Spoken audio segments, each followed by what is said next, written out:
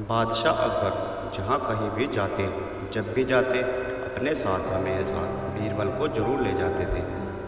इस बात से अन्य दरबारियों को बड़ी चिढ़ होती थी।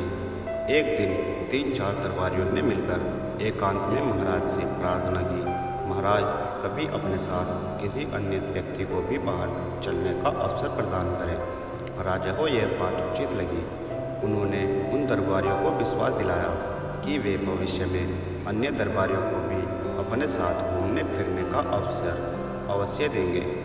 एक बार जब राजा अकबर वेश बदलकर कुछ गांवों के भ्रमण को जाने लगे, तो अपने साथ उन्होंने इस बार बीरबल को नहीं लिया, बल्कि उनकी जगह 2 अन्य दरबारियों को साथ ले लिया। घूमते घूमते वे एक गांव के खेत में पहुंच गए। खेत से हटकर एक झोपड़ी थी, जहां कुछ किसान बैठे गपशप कर रहे थे। राजा और अन्य लोग उन किसानों के पास पहुंचे और उनसे पानी मांगकर पिया। फिर राजा ने किसानों से पूछा, कहो भाई लोगों, तुम्हारे गांव में कोई व्यक्ति कष्ट में तो नहीं है? अपने राजा से कोई असंतुष्ट तो नहीं है? इन प्रश्नों को सुनकर गांव वालों को लगा कि वे लोग अवश्य ही राज्य के कोई अधिकारीगण हैं।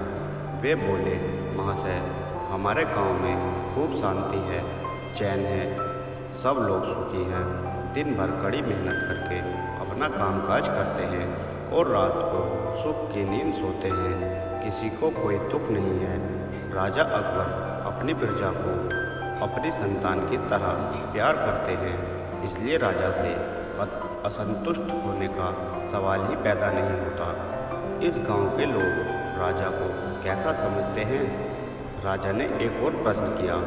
राजा के इस सवाल पर एक बूढ़ा किसान उठा और ईंख से एक मोटा सा गन्ना तोड़ लाया। उस गन्ने को राजा को दिखाता हुआ वह बूढ़ा किसान बोला, श्रीमान जी, हमारे राजा अकबर बिल्कुल इस गन्ने की जैसे हैं। अपनी तुलना एक गन्ने से होती देख राजा अकबर सक पका गए। उनकी समझ में यह बात बिल्कुल भी न आई कि इस बूढ़े किसान की बात का अर्थ क्या है। उनकी यह भी समझ में न आया कि इस गांव में रहने वाले अपने राजा के प्रति क्या विचार रखते हैं। राजा अकबर के साथ जो अन्य साथी थे, राजा ने उन साथियों से पूछा, इस बूढ़े किसान के कहने का क्या अर्थ है? साथी राजा का यह सवाल सुनकर एक दूसरे का मुंह देखने लगे। फिर एक साथी ने हिम्मत की और बोला, महाराज, इस बूढ़े किसान के कहने का साफ साफ मतलब यही है कि हमारे राजा इस मोटे गन्ने की तरह कमज़ोर हैं। उसे जब भी कोई चाहे एक झटके में उखाड़ सकता है, जैसे कि मैंने यह गन्ना उखाड़ लिया है। राजा ने अपने साथी की इस बात पर विचार किया तो राजा को यह बात सही मालूम हुई। वह गुस्से से भर गए और इस बूढ़े किसान से बोले, तुम शायद मुझे नहीं जानते कि मैं कौन हूँ। राजा की क्रोध से भरी वाणी सुनकर वह बूढ़ा किसान डर के मारे थर-थर काँपने लगा। तभी झोपड़ी में से एक अन्य बूढ़ा उठ खड़ा हुआ और बड़े नम्र स्वर में बोला, महाराज, हम आपको अच्छी तरह जान गए हैं, पहचान गए हैं, लेकिन हमें दुख इस बात का है कि आपके साथी आपके असली रूप को नहीं जानते। मेरे साथी किसान के कहने का मतलब यह है कि हमारे महाराज अपनी प्रजा के लिए तो गन्ने के समान कोमल और रसीले हैं, किंतु दुष्टों और अपने दुश्मनों के लिए महानतम कठोर भी हैं। उस बूढ़े ने एक कुत्ते पर गन्ने का प्रहार करते हुए अपनी बात पूरी की। इतना कहने के साथ भी उस बूढ़े ने अपना लबादा उतार फेंका और अपनी नकली दाढ़ी मूछें उतारने लगा। उसे देखते ही राजा चौंक पड़े। बीरबल, तुमने यहाँ भी हमारा पीछा नहीं छोड़ा? तुम लोगों का पीछा कैसे छोड़ता भाई? अगर मैं पीछा न करता तो तुम इन सरल हृदय वाले किसानों को मौत के घाट ही उतरवा देते, महाराज के दिल में क्रोध का ज्वार पैदा करते। सो अलग।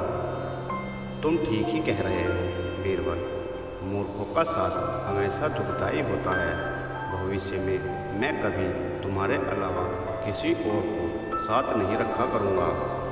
उन सब की आपस की बातचीत से गांव वालों को पता चल ही गया था कि उनकी झोपड़ी पर स्वयं महाराज पधारे हैं और भेष बदलकर पहले से उनके बीच बैठा हुआ आदमी बीरबल ही है। तो वे उनके स्वागत के लिए दौड़ पड़े। कोई चारपाई उठवा कर लाया तो कोई गन्ने का ताज़ा रस निकलवा कर लाया।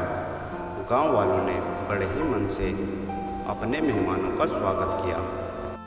उनकी आवभगत की राजा अकबर उन ग्रामवासियों का प्यार देखकर आत्मविभोर हो गए।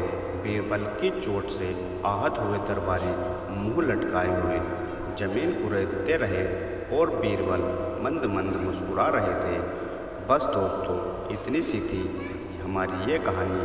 प्यारे दोस्तों, अगर आपको ये कहानी अच्छी लगी हो तो प्लीज़ वीडियो को लाइक कर दीजिएगा और चैनल को सब्सक्राइब करके घंटी को भी दबा दीजिएगा, क्योंकि हम आपके लिए इसी तरह की वीडियोस नई नई कहानियों के साथ लाते रहते हैं।